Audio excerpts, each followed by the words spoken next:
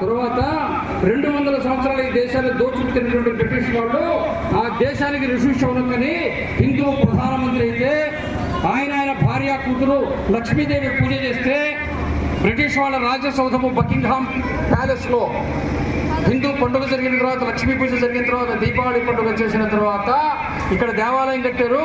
అక్కడ లక్ష్మీ ప్రపంచంలో చాలా దేశాలకు మన దేశంలోనే వెళ్తున్న మన ప్రధానమంత్రి కొన్ని దేశాలు ఆయన విమానంలో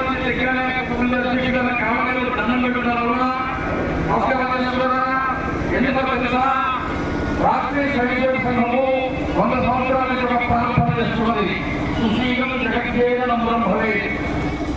ఈ ప్రపంచంలో ఉన్న వాళ్ళందరూ మనం నమస్కరించాలి. నాకు నా దగ్గర కోణం చూసి, అధికారాన్ని చూసి, ఆదాయాన్ని చూసి, ఐశ్వర్యాన్ని చూసి, మా సైన్యాన్ని చూసి కాదు, నా ఉండే వ్యక్తిత్వాన్ని చూసి, నా సౌకర్యాన్ని చూసి, నా నడవడికను చూసి, నా దేశభక్తిని చూసి, నా వ్యక్తిత్వాన్ని చూసి, నా సమాజాన్ని చూసి, నా దేశాన్ని చూసి ప్రపంచము నాకు నమస్కరించాలని మందిరం నుంచి ప్రార్థన చేస్తున్నారు. ఆ ప్రార్థన చేసిన ప్రధానమంత్రి కాబట్టి, ఆ సౌశీల్యం ఉంది కాబట్టి, దేశభక్తి ఉంది కాబట్టి, వ్యక్తిత్వం ఉంది కాబట్టి, నడవడిక ఉంది కాబట్టి, అటువంటి ఒక ప్రవర్తన ఉంది కాబట్టి ఈ రోజున ప్రపంచానికి నమస్కరిస్తున్నది. భారతదేశానికి కాదు, మా దేశానికి నాయకులు ఉండాలని చెప్పి కోరుకుంటున్నారు. అవునా కదా? అవునా కదా? మతమార్పిడి చేశామా? ఆ దేశానికి యుద్ధం చేశామా? మతమార్పిడి చేశామా? రక్తపాతం చేశామా? మీకుండేది ఒకే దేశం. ఒరే పిచ్చోడా, ప్రపంచంలో అన్ని దేశాల్లో హిందువులు సుఖంగా ఉన్నారు. మీరు ఒక దేశాల నుంచి విమానం ఆ దేశానికి వచ్చున్నారు. ఇరాన్లో యుద్ధం జరిగితే ఎక్కడికి వచ్చారు? భారతదేశానికి. కువైట్ నుంచి ఎక్కడికి వచ్చారు? భారతదేశానికి. యమన్ నుంచి ఎక్కడికి వచ్చారు? భారతదేశానికి. బాగ్దాద్ నుంచి ఎక్కడికి వచ్చారు? భారతదేశానికి. అబుదాబి నుంచి ఎక్కడికి వచ్చారు? భారతదేశానికి. యుద్ధం చేసుకుంది ఎవరు? తురకోళ్ళు తన్ని తెరవేసుకుంది ఎవరు? తురకోళ్ళు విమానం దిగుమతి దగ్గర భారతదేశం. ఒరే కూడు పెట్టినా మేమే, నీళ్ళు ఇచ్చినా మేమే, మీరు చేస్తే మీకు పెండ పెట్టేది కూడా మేమే. అవునా కాదా? నేను అబద్ధం చెప్పారా? ఇరాన్ నుంచి హిందువులు వెనక్కి వచ్చారా? లేదు. ఇజ్రాయల్ నుంచి వెనక్కి వచ్చారా? లేదు. అమెరికా నుంచి వెనక్కి వచ్చారా? లేదు. మొత్తం గల్ఫ్ దేశాల నుంచి ఎక్కడైనా హిందువులు వెనక్కి వచ్చారా? రాలా. వచ్చిన వాళ్ళందరూ ఎవరు?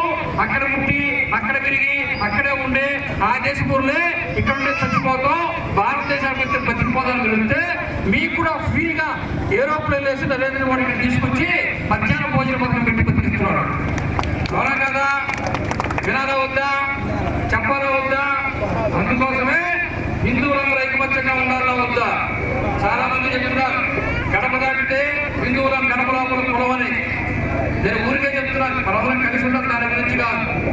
1000 సంవత్సరాల్లో అన్ని కులాల వాళ్ళు కలిసి త్వరగా వాళ్ళతో ఎప్పుడు యుద్ధం చేయలే. హిందువులు ఉన్నటువంటి ఒక్కొక్క కులంతో యుద్ధం చేసినప్పుడు కూడా వాళ్ళు ఓడిపోయినారు. అర్థం కదా? ఒక్కొక్క కులంతో యాదవులతో యుద్ధం చేశారు, ఓడిపోయినారు. శివాజీ సైన్యం అంతా 300, ఔరంగజేబు సైన్యం అంతా 15 లక్షలు. శివాజీ వయసు అంతా 16 సంవత్సరాలు, ఔరంగజేబు వయసు అంతా 52 సంవత్సరాలు. శివాజీ కనీసంలో కనీసం గ్రామ పంచాయతీ సర్పంచ్ కాదు, వార్డు మెంబర్ కూడా కాదు. ఔరంగజేబు ఢిల్లీకి సుల్తాన్, నవాబ్. అవునా? యుద్ధం చేస్తే ఎవరు గెలవాలా? 15 లక్షలు గెలవాలా? 300 గెలవాలా? కానీ ఎవరు గెలిచారు? 16 సంవత్సరాల వయసులో 300 మంది మావడి సైనికులు ఉంటే యుద్ధం చేస్తే శివాజీ గెలిచాడు. ఔరంగజేబు